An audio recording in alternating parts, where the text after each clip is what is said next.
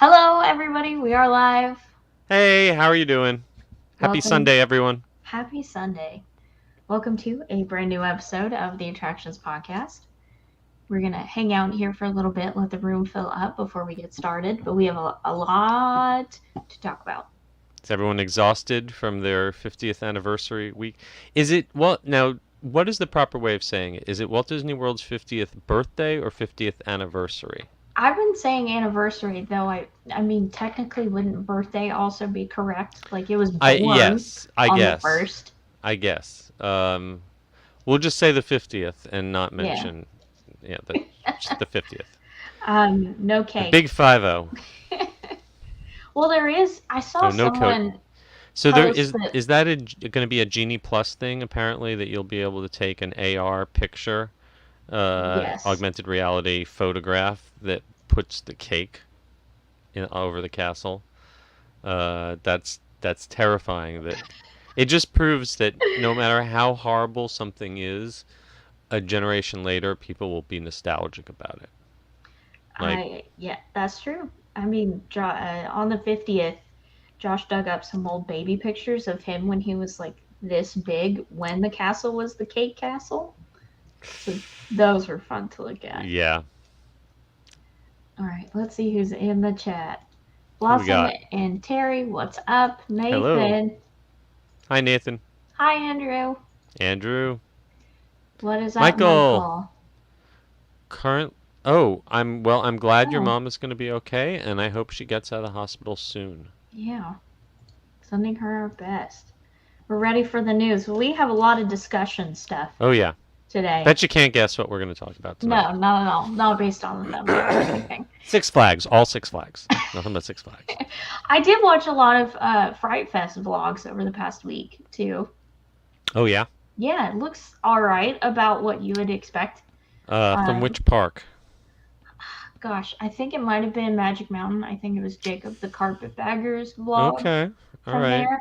I had a friend of the podcast was out at Magic Mountain and did not have a great time. But Oh, it looked very crowded and not yeah, a ton of masking, which yeah, I no, no, no, expected. no, not at all, not at all.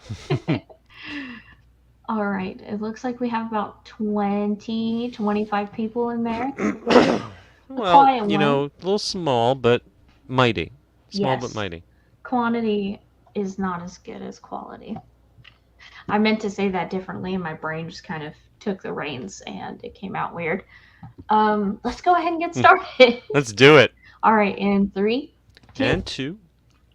Hello, everyone, and welcome to episode 107 of the Attractions Podcast, sponsored by Destinations with Character Travel. I'm Brittany, And I'm Seth. and we're here to talk to you about the latest and greatest in theme park news and more, as well as what's going on in our own lives. Seth, how have you been this past week? I've I've been great. Thank you so much for asking. I gotta say, it has been a busy week here in Orlando. Had a lot of friends come down to town for the 50th festivities. So great getting to see them. And before the big celebration kicked off on the first, I got to visit the parks and say goodbye to some old friends. Was there for the final showing of Happily Ever After, and yeah, but that was pretty emotional. I gotta say, I was never the world's biggest fan of Wishes. I know people loved Wishes, but I really think the Happily Ever After was the best fireworks show that Magic Kingdom that I've ever seen there. And so getting to see it with all of its super fans on closing night, that was pretty special. You know who else was there closing night? One Jordan Fisher. I saw him post on Instagram that he was there watching from the Hubgrass. He's the singer, or Hmm. the male voice in the Yep. show, which I'm was sure it was cool. much more emotional for him than me. Yeah. I am really sad that Happily Ever After ended. I was there the first night that they premiered it, Hmm. and that crowd, the like community feeling that you got from that show Yeah, was insane. yeah. Um, The hub was just about as packed as I've ever seen, but I still managed to get a really good spot in the middle of Main Street without too much of a wait. And it was a really good crowd feeling. You know, people were not pushing and shoving and yelling. Everyone Oh, was that's there good. and really into the vibe of the show. So that was a really great experience. And well, we'll get into the 50th itself a little bit later in the show. But you were not here for all the festivities. So how was your week? Probably just as stressful. I am like the HQ, and I was posting stories and writing stuff up and keeping up with everything, watching videos so I could see what was happening in the parks, though not being there myself. You probably know more about it than I do because I at a certain point I just had to put down my phone and tune it out. Listen, my brain when it comes to this stuff, it's like like read only, and then it disappears as soon as the event is over. You formatted your flash card and Yes. no clue. So once it happens, I'm like, yes, I know everything, and then once it's over, it's like, oh, Blank that slate. happened. What? I have to, or I can't function. There's too much I know. information in there. Otherwise, you just have to get rid of your childhood memories or something. Yeah, what's those core memories for? Yeah, Who who needs them? knows? But other than that, I've just been moving. I have a vacation coming up that I've Woo. been getting ready for. Yes, and unrelated to the parks, but not really. Kind of. A local business is opening up a Disneyland level of theming tiki bar in town, Ooh. and it opens tomorrow. And I have a reservation. I'm very excited. It has like Enjoy. a fake travel agency facade and everything, and the guy that said who was working on it has been saying like I'm building Disneyland, I'm not building a tiki bar, so I'm very excited. That's amazing. Well, have a sugary overpriced drink for me. Absolutely. And before we get into the news, we have a super chat from Woo! Super Wayne Wallace, the best villain eater. How are you guys having a Mick Awesome Day with the Walt Disney World 50th anniversary? Absolutely. And tomorrow is Alicia Silverstone's anniversary. I assume you mean birthday? Okay. I love her. Well, happy birthday anniversary, Miss Elise Silverstone. And thank you so much. Thank you so much for the super chat. All right, without any further ado, let's get into the news.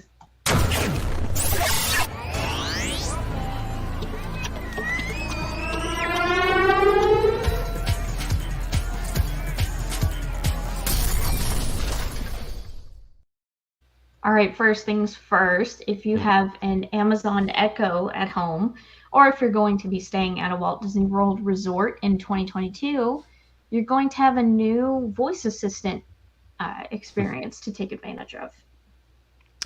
Yeah, hey Disney, it will be the magic key phrase that will wake up these devices that are going into Walt Disney World Resort hotel rooms.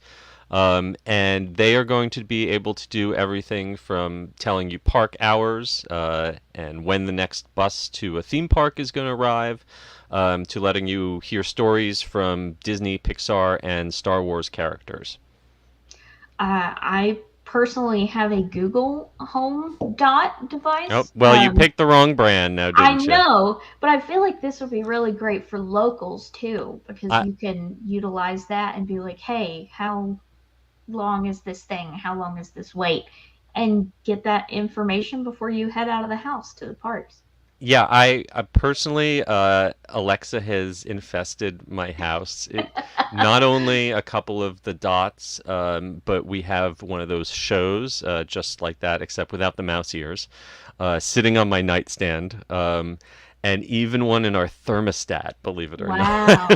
Don't say Um, anything bad, she'll hear you. exactly. She's listening right now to this show. And in fact, if I mention her name, she will ding and light up. I have been kind of against paying for any apps for this thing, but this is one app that I might actually have to pay for. I would happily pay for it if I can just tell it, "Hey Disney, make a virtual boarding group for me for Remy instead Right? of me having to wake up at 7 in the morning to do it myself. If it could do that, it would be worth every penny." If you're staying at a Walt Disney World Resort hotel next year, you'll be able to utilize this feature complete with the Mickey Mouse stand. It's optional and complimentary, so you don't have to pay extra for it on top of your hotel stay. You can also opt out of it if you don't want it, and that feels weird or invasive to you. Yeah, I guess you could always unplug it and stick it in the closet. That's true. This is one of the features for the 50th of Walt Disney World. We're not saying anniversary or birthday in case you weren't here for the pre-show. But it includes character voices like Mickey, of course, Olaf, C-3PO, Tiana, Dory, Chewbacca, all of your favorites. And these little Mickey stations are very cute. There are two of them.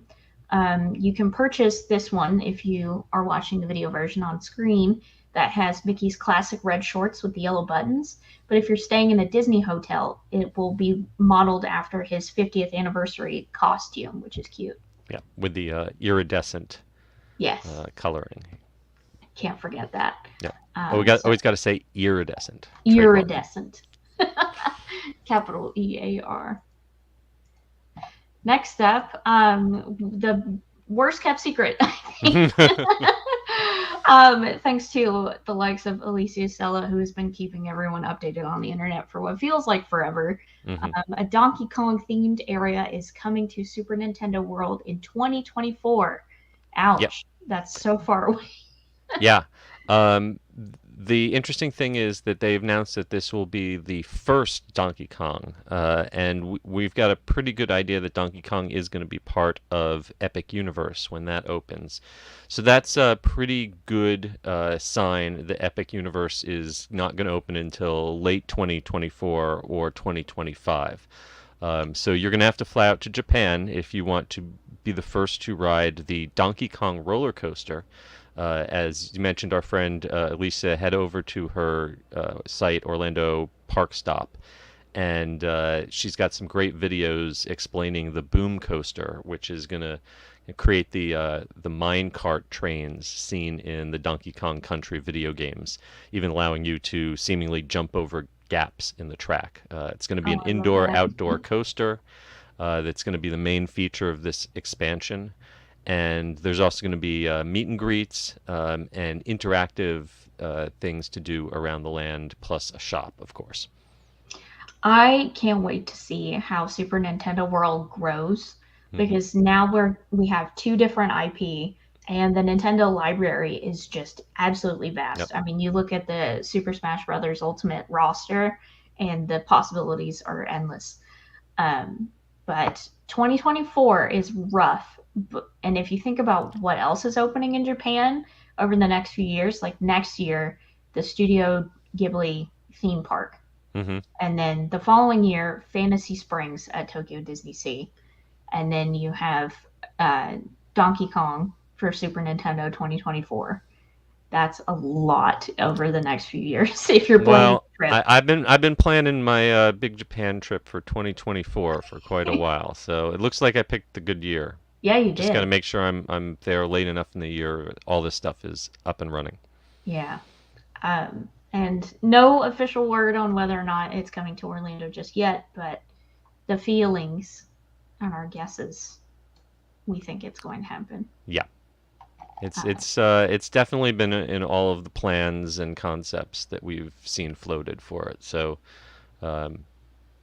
there's also been some chatter about maybe making some room in Hollywood. Right now, the land that they're building only has the Mario Kart ride, and it's kind of squeezed in among some existing sound stages. But if they wanted to badly enough, they could maybe make that happen down the road. That would be cool. Then you wouldn't have to wait if you didn't want to, maybe. Unless Japan would open first. Yeah. Well, Japan's definitely going to open. I think 2024 is they've said this is going to be the world's first. So I don't think that the Hollywood would beat them in it. I think Orlando will probably be before Hollywood would be.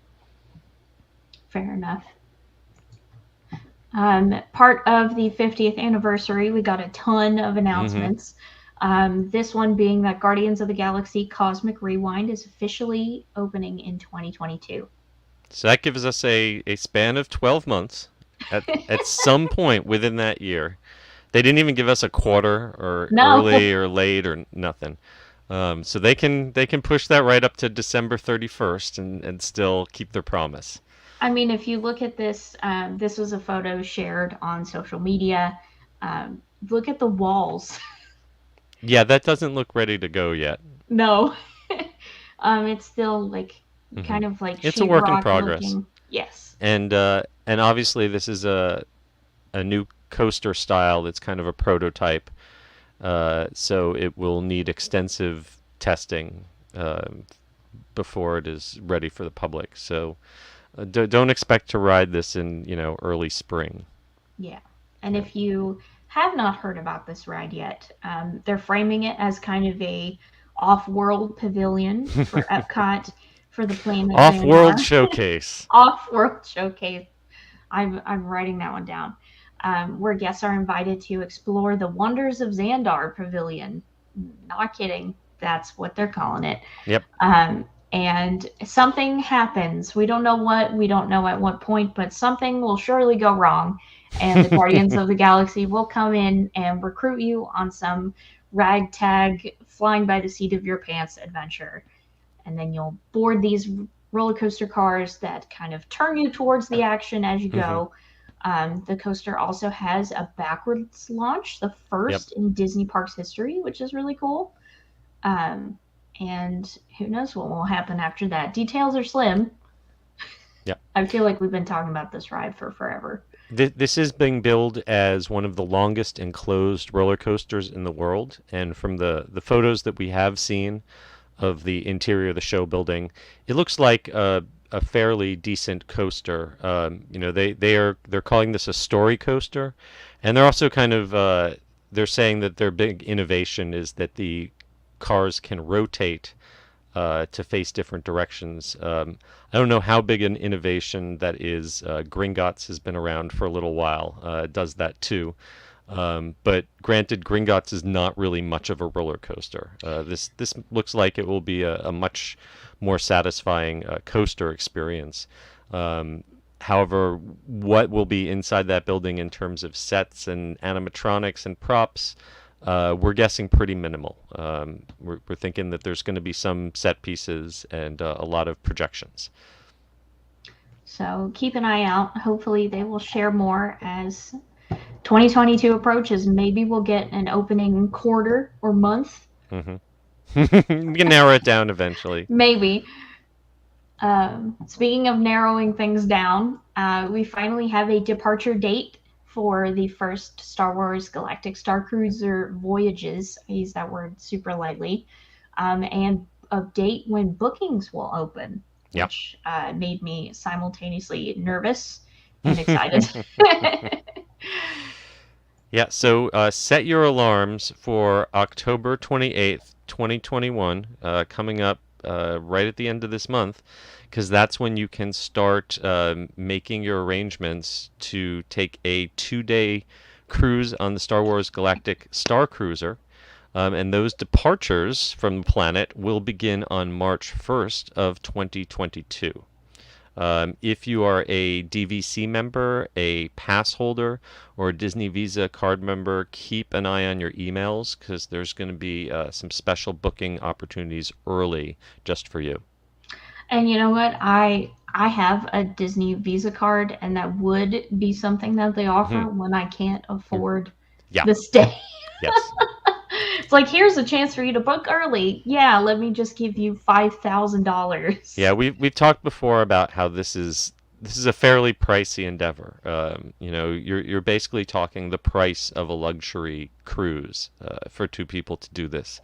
But I'm betting that the demand from the hardcore fans, considering they only have like 100 cabins, the first few months of this are going to book up really quick. Whether that translates, many months or years down the road, I'm not sure. But I think the initial demand, it's going to be hard to get in if you want to be in the opening few weeks of this. Right. And on top of all of that, the pricing examples that we got Hmm. were for August, I believe. So Right. not even like peak. I can't Yes. imagine what the initial voyage will cost. Yeah. on top of Hmm. merchandise and costumes if you want to buy them Mm-hmm. and Which will be everything optional like that. and not not, Yes. not included. Yeah, there's a bunch of things, for considering that it's priced like a luxury cruise. There are numerous extras that are not included. But I will say, I know a few of the people who are working on this and who are going to be performing in it, and the quality is going to be there. Yeah, You're going to that's pay a good. lot, but I think you're going to get what you pay for in terms of the show quality, because the people who are working on this are the best of the best.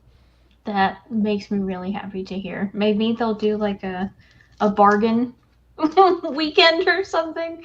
Um, or just like a walk on. Like you don't Coupon even day, yes, Bo coupon day. BOGO.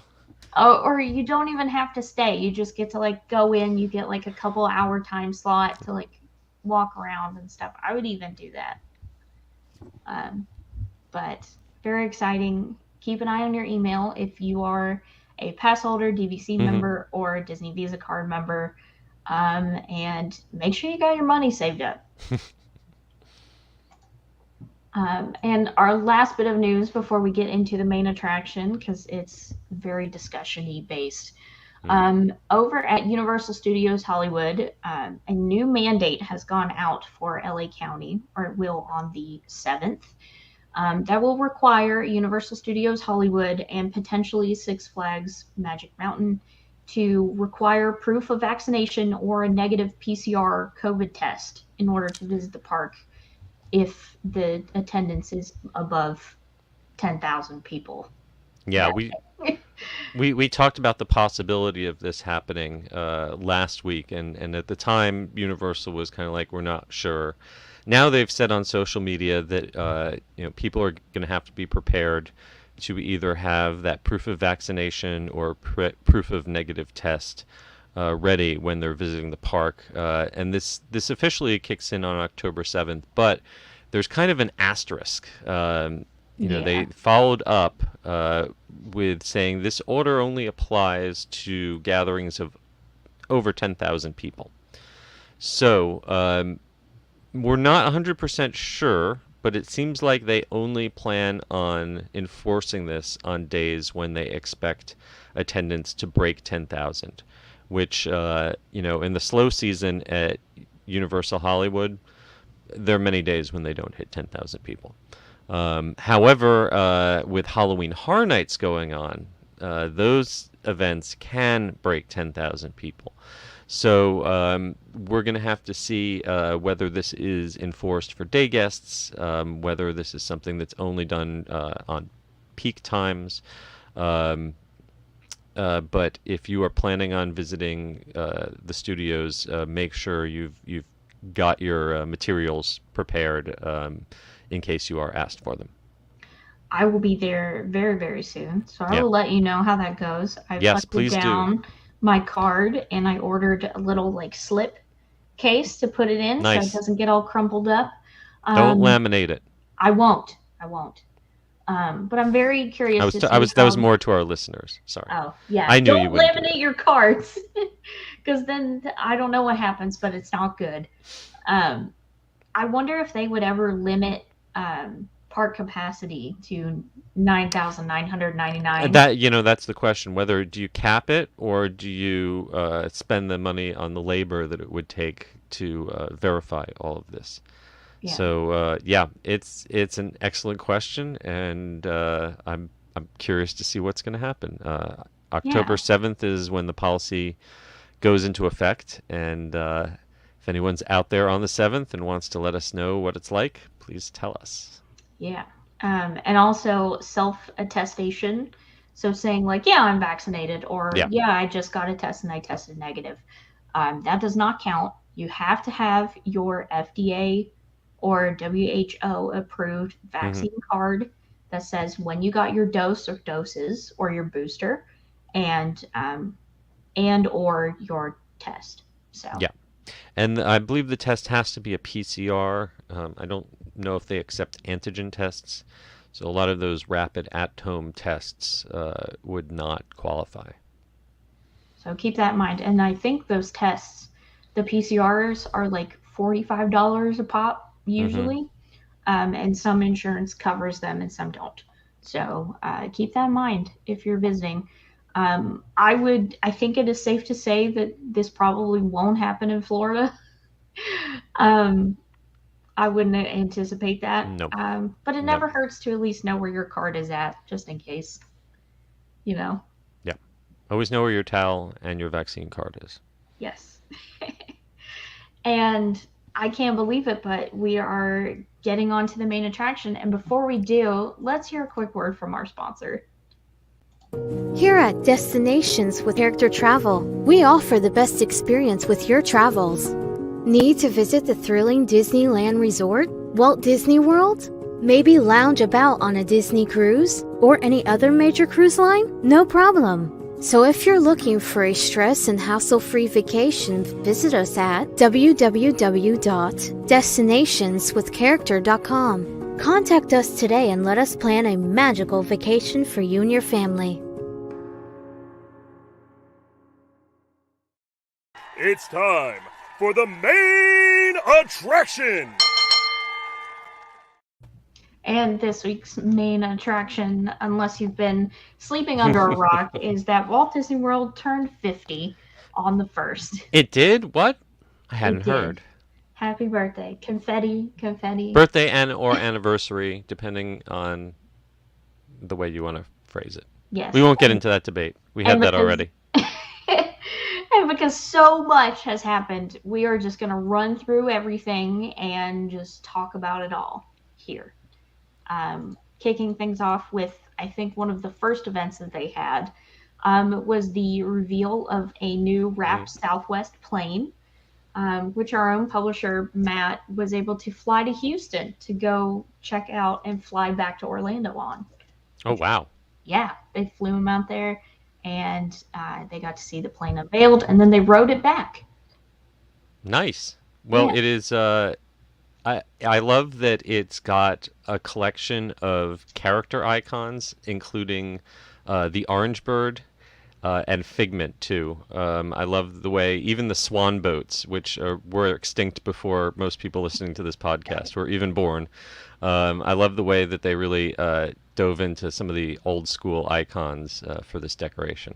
They really did. There were so many parks deep cuts on this Mm-hmm. plane.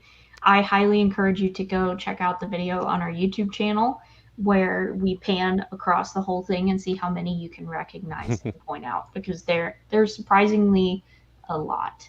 And it's not just the wrap on the outside, but they also decorated the overhead bins on the interior. And the window shades. And the window shades, yes.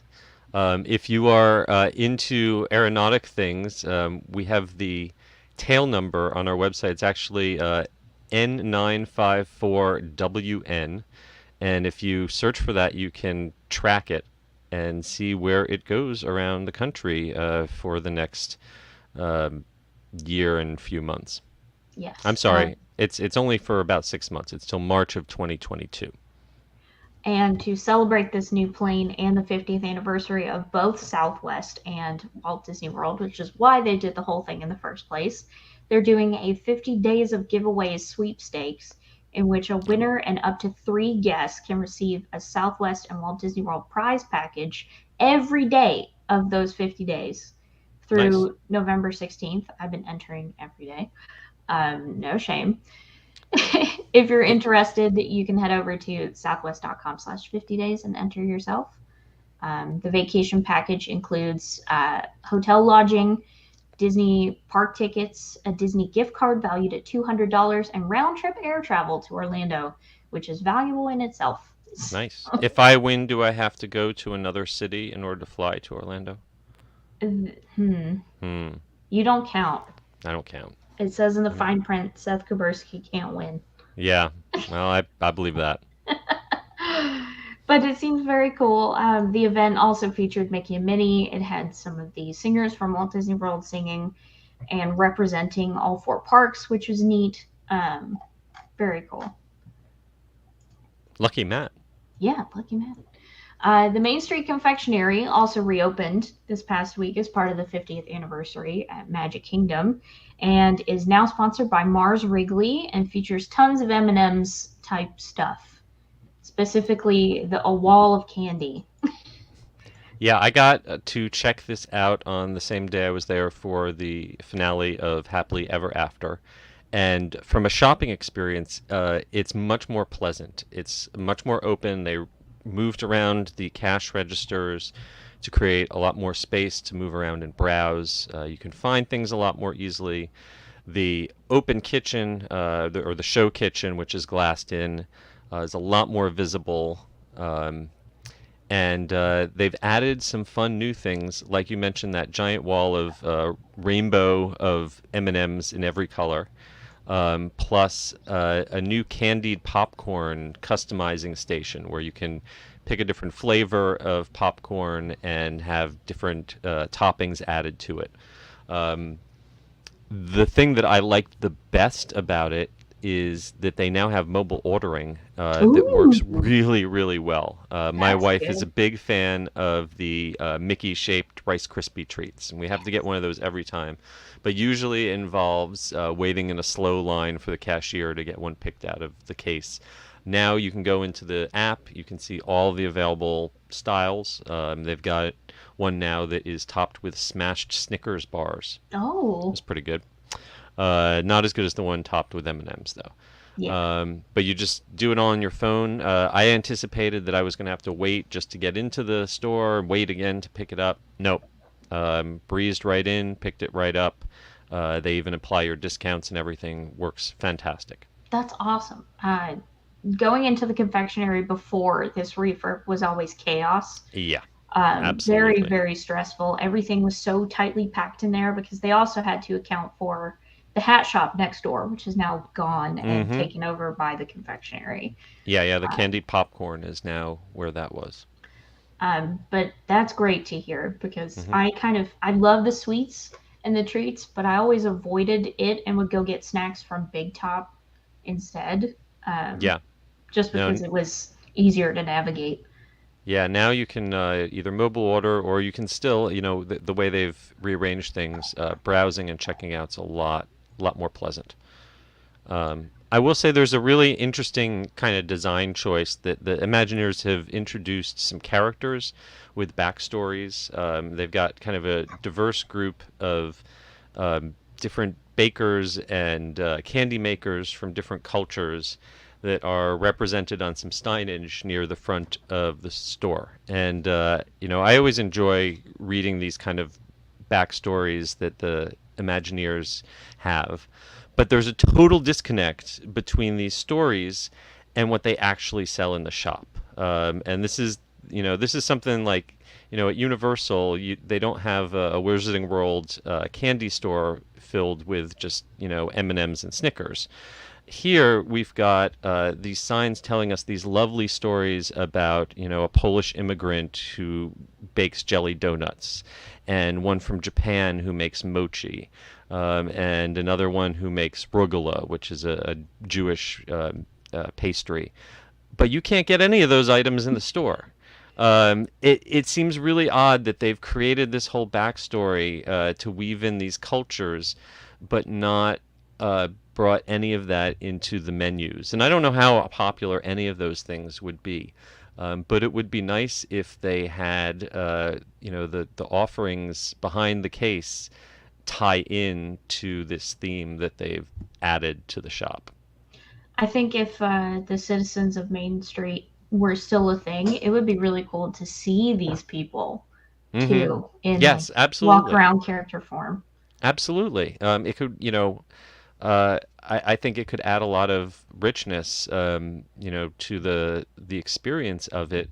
But when you read about, this amazing quesitos that this woman from Puerto Rico makes, but nothing, anything like that is on the menu. It kind of misses the point. Yeah. Maybe they'll be listening and they'll be like, you know what? I hadn't thought about that. And then Well, I they'll mean, it's because the Imagineering side, the people who create this visual environment, don't seem to be talking to the people on the merchandising and food and beverage side. There's some sort of disconnect there. Theron says that's a really smart point. Thank you for validating me, Theron. um, and then, of course, we have the golden statues, which we just learned that the new Magic Band Plus system that launches next year, Mm-hmm. which we'll talk about in a bit, will interact with these in one way or another. You can find it's 50 characters across the Disney canon, though not necessarily parks characters, Mm. but more so just Disney characters. Yeah, and it stretches the definition of Disney to include some Star Wars characters and some Marvel characters. It's interesting. One thing I think that might have caused a little confusion initially, there aren't 50 separate statues. Some of the statues count double because they include two characters. Like my favorite, well, Chip and Dale, of course, but my personal favorite is the one with Baby Groot and Rocket Raccoon. Oh yes, I think we have that in here. Yes. And you've also got some other pairings like Dumbo and Timothy. But there, you've also got solo characters too. The interesting thing I think about these is scale. Some of them seem to be life size. Some seem to be larger than life size. Like if you compare, say, Rocket Raccoon and Baby Groot, and then look at the fish from Finding Nemo, like I'm not sure if they were all designed to be on the same scale quite, but they look pretty good when seen individually. Yeah. Yeah, I think if you took a real blue tang, it would be the size of Nemo. Exactly. Yeah, Dory's a little oversized there for real life, but it's cool. That's okay. I've seen a lot of discourse though that kind of wishes that there had been more parks characters included. We do have Figment. We've got R2D2 and BB-8, which are both characters in attractions. And of course the Orange Bird. But if I don't know what attraction specific character do you think should have had a golden statue that didn't? Easily Big Al from Country Bears. Oh yeah, that would be a big. If they're going life size, that would be one big golden statue. And the Hitchhiking Ghost from Haunted Mansion. Hitchhiking Ghost would be good to the trio, or at the very least, Madame Leota. They just have a floating golden. That one could be easy. Or you ball. could stylize it like it's her fortune-telling table and then have her little statue thing on top. Well, when we get to the 75th anniversary, they can come up with 25 more and add those to the list. Another thing I would like to know is what are they going to do with these giant brass statues when the 50th is over? Put them around property backstage for cast members to enjoy? Will they auction them off? Or I don't know. Surplus Kingdom is no longer around, or I don't know where those are going to end up. Oh, well, Theron is telling us that he talked about that in the article. So obviously, we didn't even read our own article. We can clip all this out. We're not live, are we? No. Calling us out live in the comments. All right. Well, if you want to know the answer, because oh yes, that would be great. They should end up children's hospitals or the Give Kids the World Village or something like that. That's a great idea. Yeah, one will probably end up in Len Testa's living room, though, knowing him somehow. Which one do you think, if you had to guess? And then we'll come back in like a couple of years from now, and then we'll see which one actually was. I don't know. I'd hope Figment. There we go. We'll check back. It's like a time capsule. We'll check back in a couple years. Speaking of, we mentioned this earlier, a new era of wearable tech for Walt Disney World has been announced called Magic Band Plus.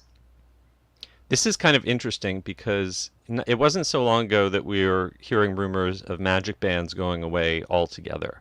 They added a lot of the features that are used for the Magic Bands into the iPhone app.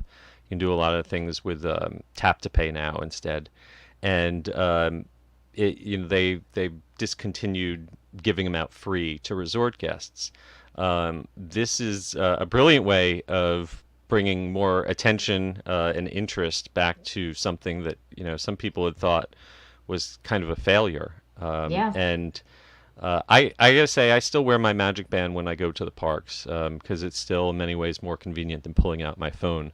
I'm not totally sure how I feel about having a Magic Band that will not just sit there on my wrist, but will now light up and vibrate and interact and even have gesture recognition technology, which is frighteningly non-specific. But somehow this is going to allow us to, play bounty hunter games in Galaxy's Edge and communicate with the golden 50th anniversary statues that we just talked about. So it's like a weird hybrid of the Glow with the Show plus like a Play Disney app kind of things. And I don't know. It's interesting. I'm curious to try it out. But I'm also well, for one, I'm curious how much it's going to cost. They would not say. Yeah. Our own Quinn Roseboom was there to talk. Yep. He And, got and to a first-hand demo of the. yes, got to hold one in his hands. They wouldn't let him because- keep it though. No. You can check out that interview on our YouTube channel if you're interested. Yeah, they said that they would have multiple price tiers. They had some, the ones you're seeing on screen here are printed with designs, but they had regular plain solid color ones like the lower end of regular Magic Bands are. And then I assume these would be more expensive, though, with all of the features and everything.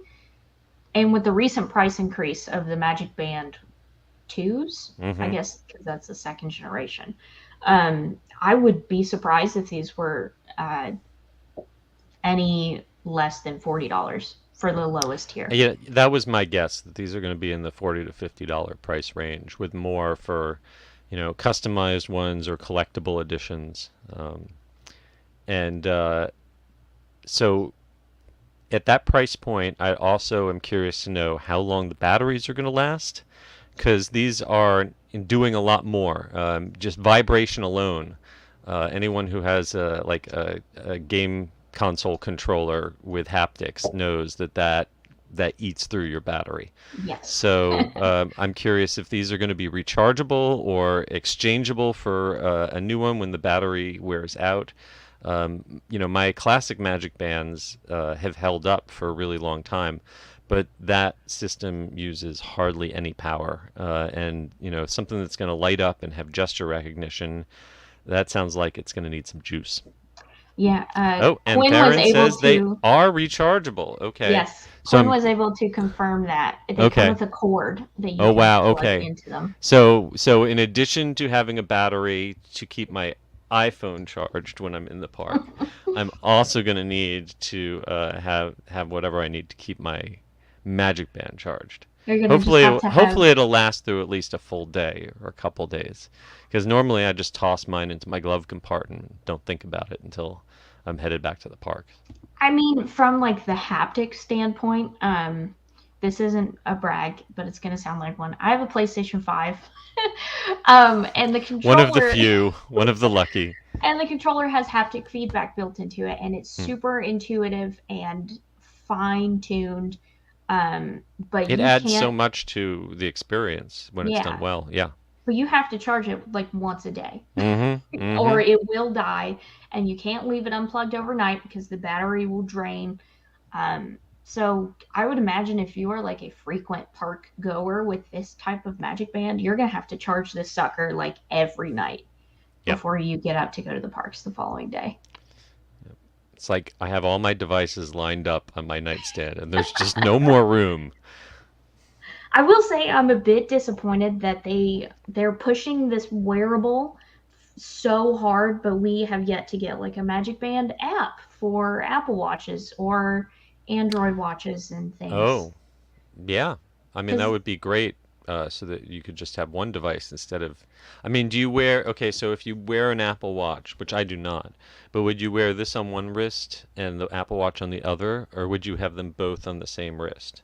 I've done both, admittedly, but I always wore my Apple Watch on my left, and I tried wearing my Magic Band on my left, but when you try to tap into things, your screen kind of Yeah, it gets in the becomes like a way. victim. So Exactly. then I Yeah. would put the Magic Band on my right hand, but it was definitely annoying, and I wish I could have just like tapped my watch and then Hmm. used that instead because they have RFID tech in those things. Yeah. I would like to see that as maybe a paid in the App Store alternative to this because there will be families that won't be able to buy All these. right.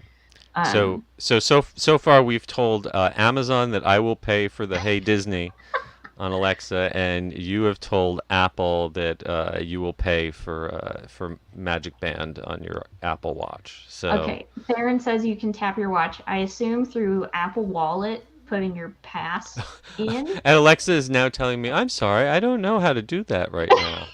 Thank you, You Alexa. will. Go to sleep um, now. but super excited to see how this works out. As for the gesture recognition, I could Yeah, see I'm that. really curious what that's all about. What if they apply it to like meet and greets? Like a character will get like a buzz in their ear, like they wear little ear holes that be like, oh, someone Hmm. to your left is waving at you Oh, or I see. something. I was thinking more Or along the parades. lines of like, the magic wands in Harry Potter that you could have, effects rigged up in, storefronts around the park where if you move your hand in a certain way, it could trigger something. Hmm. There's A so lot of many. potential, a lot of Yeah, potential. that was something that they stressed in the interview that Quinn did was that there's a lot of potential with this new tech. I am very interested to see the public's reaction to the price point Yeah. because they were not willing to share that. Hmm. Um, That Theron was pointing out that there already is, through the Magic Mobile app, a way to put it on your Apple Watch to use it as a basic Magic Band. But I think okay. what you're talking about is getting like the lights and the Yeah. vibration and the all these new features talked about for these new Magic Band Plus, Yeah, like it's which just an I would, alternative to yeah, buying the wearable. yeah, which Yeah. I don't I think that what's available now pretty much just lets you, tap into things, but doesn't have any of these interactive effects. Yeah. And then we got a look at a new revitalized lobby and Hmm. Steakhouse 71. We've talked about this before, Yeah. but specifically the Steakhouse opened up to guests. Yeah. Have you eaten there yet? I I have assume not, and not. Yeah. I no, I haven't yet. And I got when the menu came out, I was a little disappointed that I thought it was a little mid-range. I didn't think it lived up to the reputation of Steakhouse 55 out in California. But the people I know who have eaten there, everyone's had good things to say about their meals so far. So they seem to have done a good job of revitalizing that. I know there'll still be people who are fans of the Wave, but it seems like Steakhouse 71 is a hit so far. I personally, just, you can look at these pictures. I love what they've done with the lobby.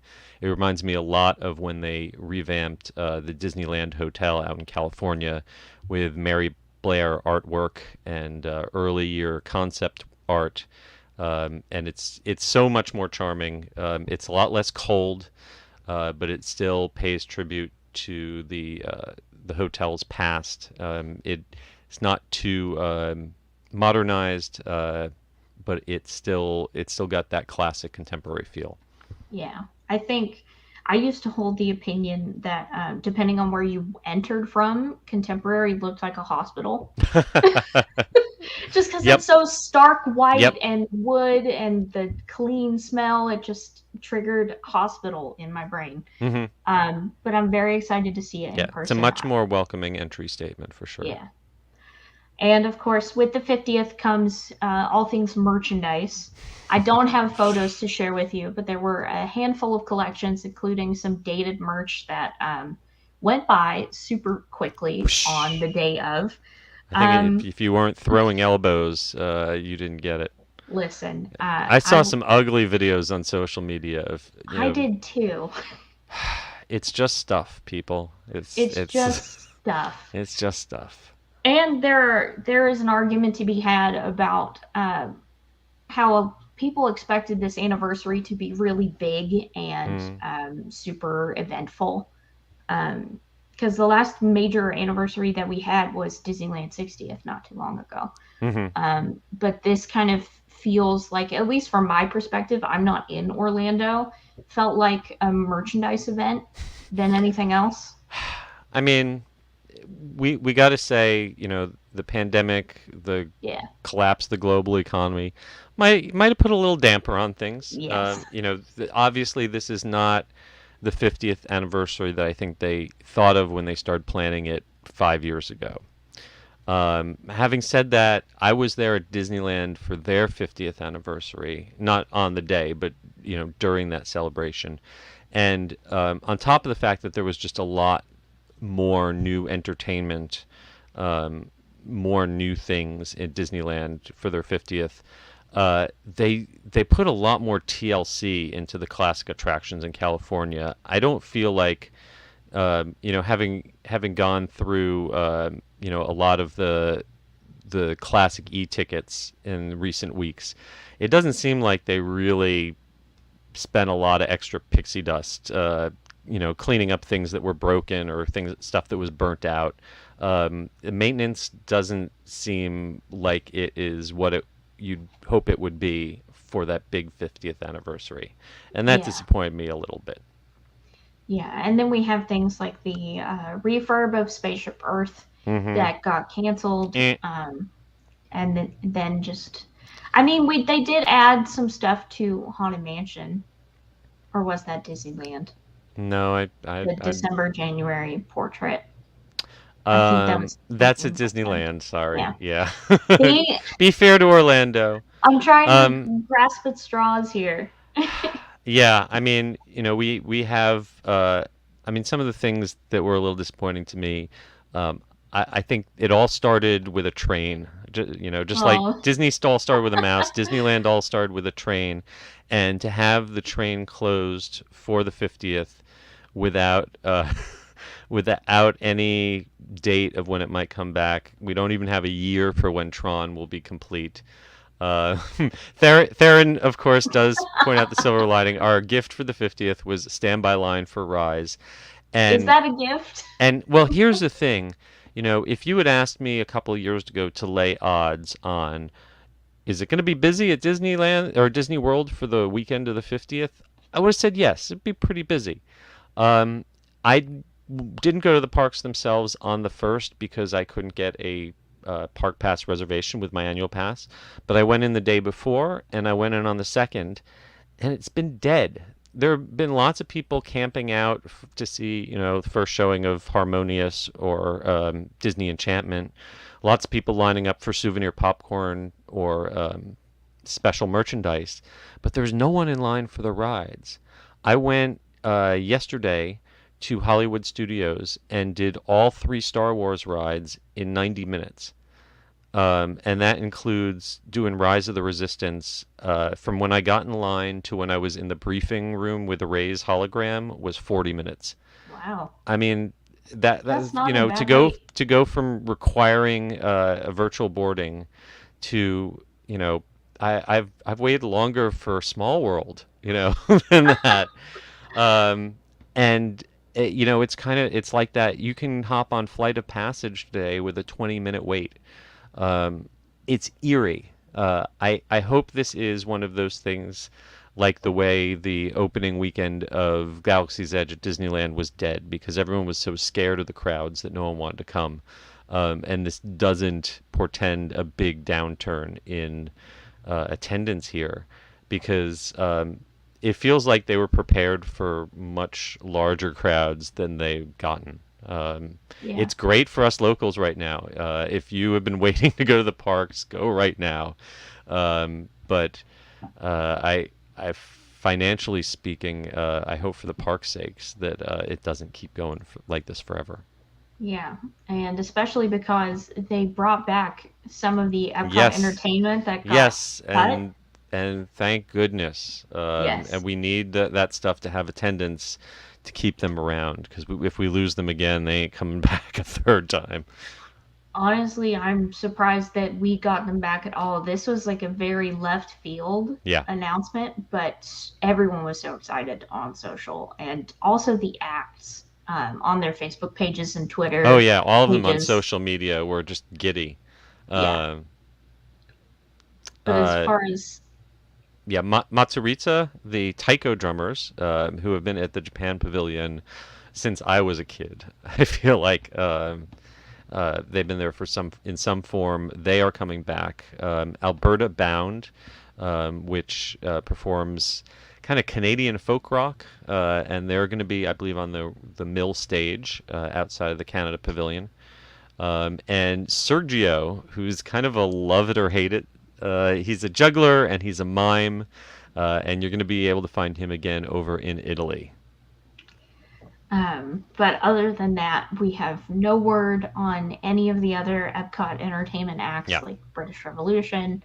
Um, Speaking of British Revolution, someone on Twitter was pointing out that the UK pavilion is basically still half closed. They've got the Tea Caddy is open and the Rose and Crown, but most of the shops in the back half of the UK are still shuttered. oh, There hasn't been anything on that bandstand stage for a while. And the same thing over in Morocco. Most of the back half of that pavilion is either closed or just being used as a relaxation area. The stage that they have out in front of the pavilion for live entertainment has been dark for a long time. So this is a great first step, but yeah, Disney's still definitely got some big dead spots in World Showcase that we need people to go out and show support. Go and see these shows, and if you see Disney guest services people taking surveys, go up and tell them that these shows are important to you, so that we can get more live entertainment back. yes. And some of one live entertainment thing that we were given was the return of the Welcome Show at Magic Kingdom, which we haven't had since COVID happened. And now it has kind of a 50th anniversary luster. Um, and initially, at least in the videos that I watched, everyone seemed disappointed, though I'm not sure what they were expecting. Yeah, Like, yeah. I miss the old days when the character welcome show was on the train station. I understand logistically why they've now moved that to the forecourt stage in front of the castle, but it was never meant to be an e-ticket, folks. It was always meant to be just a little bonus hello to kick off your morning. Yeah. Um, in California, all you get is a recorded announcement. If you're lucky, one of the characters will walk you to the first attraction. But the fact that we got any show back at all, I think it's more than I expected. And I think that kind of sourness also, it was from the October Mm. 1st, and they were shooting a segment for Good Morning America at the time. People had showed up at the park at like 5 in the morning. I think a lot of people build up these expectations for themselves. I'm sure some people camped out overnight just for this, and it's like when you build up something in your brain that big, it's kind of on you if you're disappointed. I don't remember Disney advertising this as something that is going to be worth losing sleep over. Yeah. It also would have been nice if they played Roy Disney's opening Mm, speech. I don't think he got a mention at all on the day of, if yeah, anything. yeah, that's kind of a shame. And I also watched that ABC special I haven't watched that that yet. they had, which it's available on Hulu. It's not yet on Disney Plus right now, but you can find it on Hulu.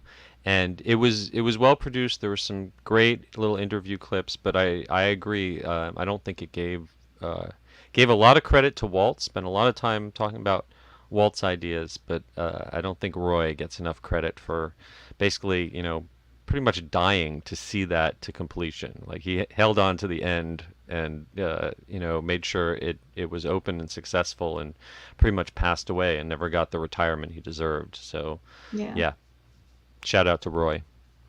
And then our last bit of 50th coverage, we got 3 new entertainment offerings as far as stage Yes, shows. yes, we did, and And we people got to have talk about feelings them. about them. People have strong feelings.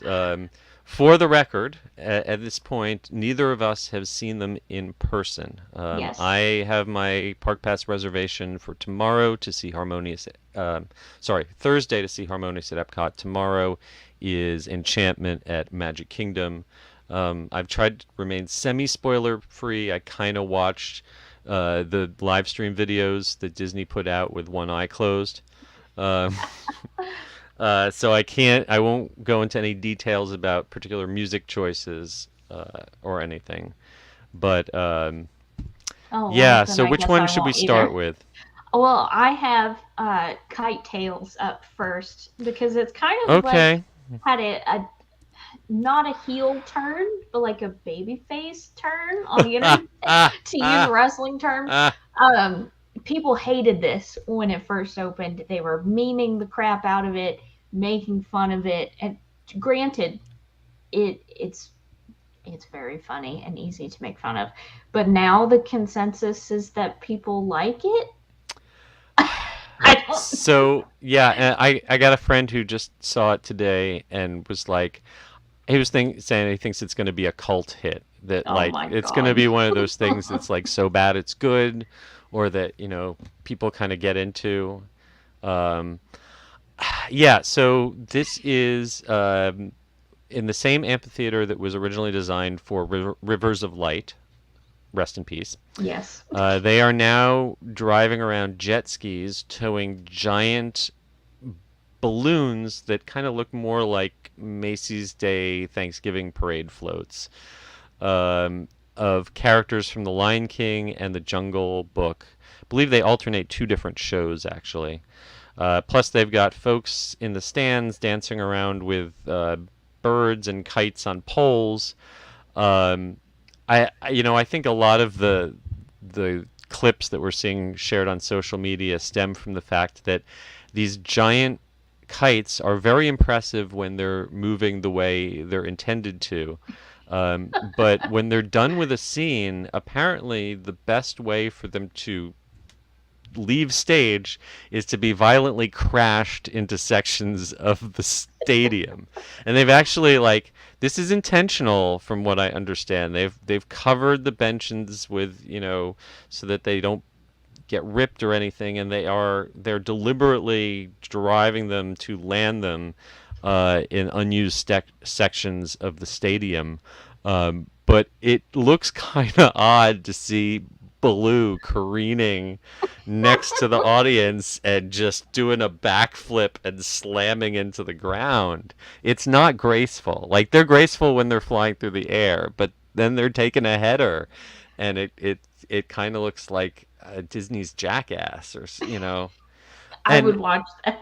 even if all of that, all that's intentional, all that's on purpose, fine, I accept that. There's been quite a few unintentional moments of the kite flyers jet skis tipping over and then ending up in the water, or the kites ending up in the water instead of on dry land. And there's a lot of questionable show quality, at least in the videos that I've seen from the first couple days of performances. This is definitely something that looked like it could have used a little more rehearsal. Though I can definitely understand having worked with professional kite flyers before. They're probably rehearsing this at night, and wind patterns are totally different on the water at night versus the day. When the sunlight starts heating up the air and the water, it creates different convection patterns, and it's totally different trying to control a kite in the peak of day heat versus doing it in the middle of the night. So I get it, and I know that this team, they're experts, and they'll work out the bugs, and maybe 5 years from now, when this is still running, we'll just look back and laugh. But I got to tell you, for the first day or two, just watching on social media, I was like, if people were taking bets on how long this show will last, the first day or two, I would have said this is going to be gone by the end of the month. I think it's kind of like the little show that could now. I Yeah. think hopefully they will work out the bugs, and they will keep chugging along. I mean, Theron was actually able to Yeah. go for us, and he said he loved it. That's high praise. Yeah. Because you can like a show, but loved it. Granted, there is no shade for the audience, so his brain might have been a little bit sunbaked at that point.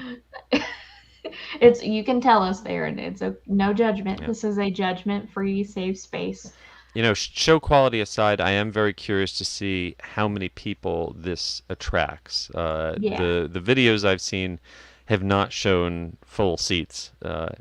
So hopefully, word of mouth gets out and it's positive, and this does what it's intended to do with, drawing some people away from the attraction lines and over to the stadium. Even though attraction lines, like I said, have been really short this week. Yeah.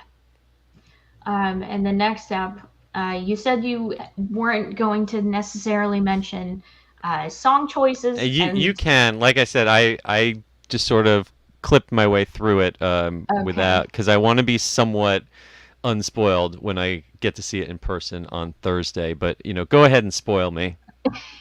I don't want to spoil you. The next thing up, and I would argue this is the most planned out of the three. This has been in development for, it feels like, a decade. Yeah, they announced it back in 2019 during D23, and it shows, I would argue. The show is, it's not kind of like, there's not necessarily a through plot, but I would argue that there wasn't really a through plot for Illuminations either. But it celebrates all of the various countries in the World Showcase by tying them into Disney films that take place in those countries, plus a world orchestra and world chorus singing the songs in their own languages, and it really works. I mean, it worked for me, and the song choices especially. I am a big fan of Hunchback of Notre Dame. And there is one song that was included in this show that I never, if you had asked me before seeing this, if I ever thought that song would make it into a show, let alone be like the closer track, I would have said absolutely not. Disney hates acknowledging that movie. I was literally sobbing watching the live stream, like straight up. So that's a deep cut for you yes. Disney music obscurists. My favorite element of the old classic Illuminations, pre-Reflections of Earth, the OG Illuminations, was the way that each country would get its own spotlight, and you would hear music from that country celebrating that culture. So I'm glad we're kind of going back to that structure. It had to be IP now, of course. Yeah. It can't be, from the indigenous culture. It's got to be from the Disney version of that culture. But I'm glad that works well. What didn't work apparently on opening night was the big center screen. The live stream on September 29th, I understand that went off technically fine. But I guess on October 1st, the big public debut, the center barge was in B mode, and the middle screen, it's optional. We don't really need all that imagery we created for that now. Hopefully that'll be working fine when I'm there on Thursday. Yeah, I mean, from the live stream standpoint, being that's my only entryway into this show, the live stream was fine. It kind of showed more of the big picture aspect of the show instead of like the actual imagery on the barges themselves. Well, honestly, if it's anything like the globe from Illuminations, people in the park won't be able to see much of the imagery. Yeah. Like even if it's these super sharp, high brightness LED, whatever, it's still there's so much water and fog and smoke, and it's so far away. I always have a lot of trouble reading those kind of screens. But even if you're not paying attention to the screens, the music is hype. Hmm. Like, it is bangers from start to finish. And to the point where Josh and I were making jokes about opening up like a hardcore pit in the middle of Epcot because it You was mosh. It's a Disney show you can mosh to. exactly, there are so many Well, good songs in it. speaking of opening a pit, where should you watch this show from is a good question because Yeah. it's not a round globe in the middle that looks the same no matter which side you go from. These are flat screens and they're kind of angled in such a way that there's certain spots where if you stand, you're just kind of going to be looking at the screens head on, or from the edge on, and missing most of the image. From what I understand, yes, Theron, the entrance to World Showcase Promenade or Italy are both very good spots. Entrance to World Showcase, that is often used for special events. So if it isn't blocked off, that's great. Also look in front of the Starbucks near the start of World Showcase. In front of the Starbucks, between there and the boat dock that goes over Mm. towards Morocco, there's kind of a plaza area that I've been told has some good open viewing until right before the show. So keep an eye on that area if you're looking for a spot to watch from. They have two dining packages available for this show, but they're dinner, either at Spice Road Table or Rose and Crown. But I think you have to stay there Hmm.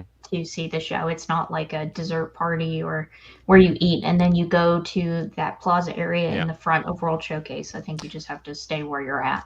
The Rose and Crown has that outdoor seating area along the water, which would be perfect, but I think it's kind of one of those spots that's a little bit on the side. So you're not getting an ideal look. Yeah, exactly, exactly. Don't get an ideal look at that middle main ring. And Spice Road, it's weird. I just ate dinner there the other night, and we counted. There are literally 4 tables in the outdoor patio that have direct line of sight. Every single other table is either blocked by a pole or a corner or something. So the people who get luck into those 4 tables at Spice Road are going to have a great view. Everyone else, sorry. Yeah. I feel like there are also trees over in that Yeah, kind of yeah, POV that you have to be wary of too. yeah. But so I far, would eat beforehand and then go somewhere else to watch it. yeah, I would book a dessert party for this. Um, Oh yeah. yeah, if they ever introduce one, there's not one currently, but I would do it. This is like my favorite entertainment offering of the 50th. Great. I'm looking Um, forward to it. yes, and then the last thing is, of course, Disney Enchantment, the Hmm. successor to Happily Ever After, and widespread, I think even worse than the reaction to Harmonious, which was bad. I will admit, I was like the minority of people that liked it. Disney Enchantment was worse, on at least on social media.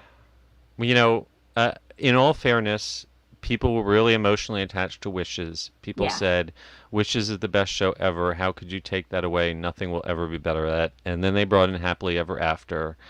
And then people were like, well, how can you ever take away Happily Ever After? I'm sure whenever Disney Enchantment goes away at the end of the 18 months or whatever, there are going to be people who are saying, this is great. How can you get rid of it? yeah, But right now, they're not the loudest voices. The loudest voices are definitely saying that this is a step down from Happily Ever After. I personally am not going to give a review because, like I said, I just watched little bits and pieces. But having just recently been to Disneyland and seen how good they use the projection mapping on Main Street to enhance the fireworks. I'm glad that they added projection mapping to Main Street in the Magic Kingdom, but at least the live stream video, I don't think showed it off very well. It didn't make it look like it had nearly as much impact as it does in the Disneyland shows. The live stream was really weird. Yeah. I watched it live as it was Maybe they happening. were deliberately choosing the worst angles. I It don't was know. like the switcher was just like switching, excuse me, at the worst times because they would cut Yeah. from like a camera that was in the hubgrass to a camera showing Main Street when it wasn't lit up, and they kept cutting back to that camera. And I Yeah. was like, why are you showing me this? There's nothing happening on Main Street right now. This is so weird and doesn't really fit like the emotional timing of the show. It felt very Celebrate the Magic to me. Mm. And I like that show, but there's like no Walt in it, no history. It's very much like movies that are on Disney Plus in this show. Yeah. I mean, for me, the gold standard for an anniversary fireworks show is Remember that they did in California for the 50th.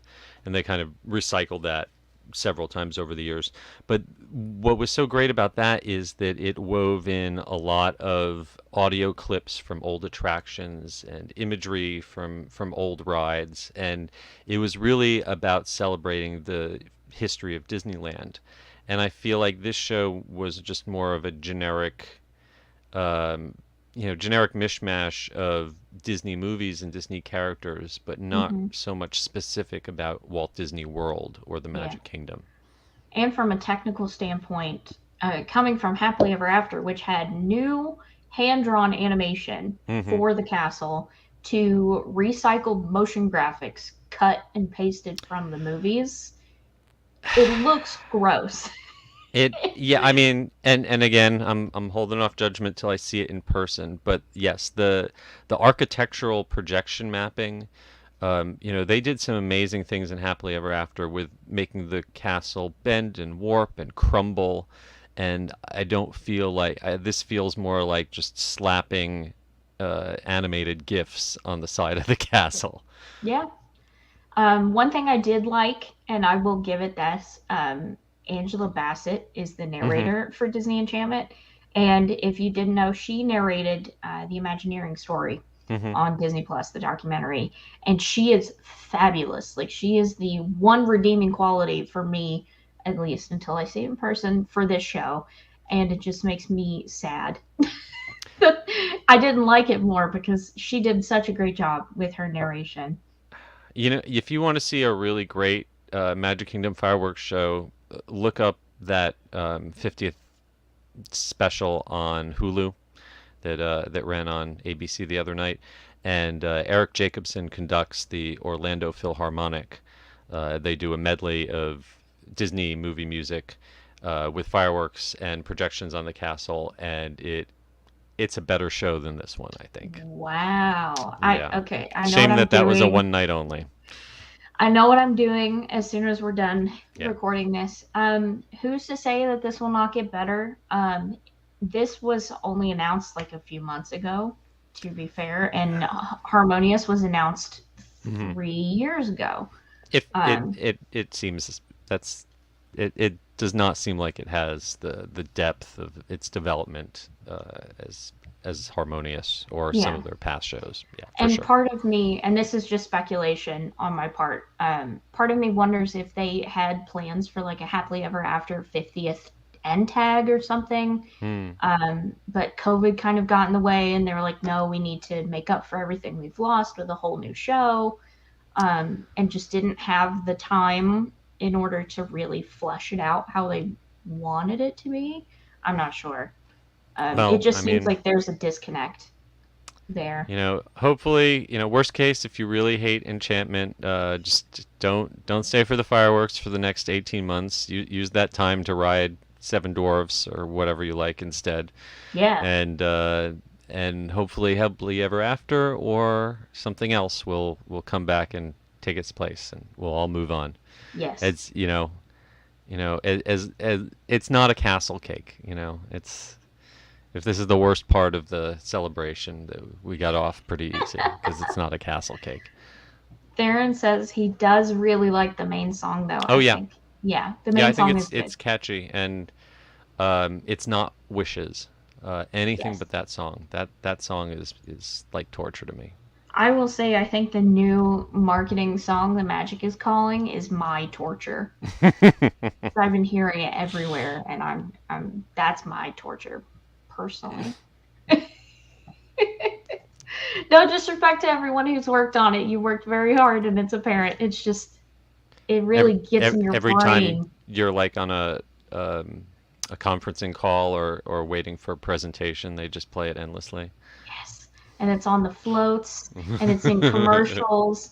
The bands in the other parks play it. Can't escape it. It surrounds me. But that was everything that we had on the table to discuss for the 50th, and we went over by 20 minutes. Just a little. Thanks for sticking with us. Yeah, we appreciate it. Hope our opinions weren't too scandalous. And at this point in the show is where I would do some listener thank yous, but I don't have any this week. So instead, I will encourage you to head over to attractionsmagazine.com/store and check out our subscription options. We have 4 if you're interested. And if you choose Club or VIP, the week after you subscribe with us, you get a shout out here on the podcast. So that's my plug. Go do it. And then we also have our fall issue available now on the same webpage as before. If you're interested, either in print or digital. And now it's my turn to give a big thank you to our sponsor, Destinations with Character Travel, and also remind you to please head on over to Apple Podcasts or wherever you get your podcasts from, and please give us a 5-star rating. Also, go ahead and leave us a review if you can, and share the good word of Attractions Magazine's podcast and all our coverage with your friends. Follow us on the interwebs. You can find me at theunofficialguides.com, on Twitter at theugseries, and at The Unofficial Guides on Instagram. And Brittany, where can they find you? You can find me at Brittany Tuttle. That's BRITTANITUTTLE. Yes, it's spelled funny. On Twitter and Instagram, but also every day at attractionsmagazine.com, at Attractions on Twitter, at Attractions Magazine on Instagram, and youtube.com/attractionsmagazine, where you've been hanging out with us for the past hour and 20 or so minutes, which we really appreciate. Thank you. And until next week, we hope you guys stay safe, try something new, but most importantly, have fun. And we'll see you next time. Bye.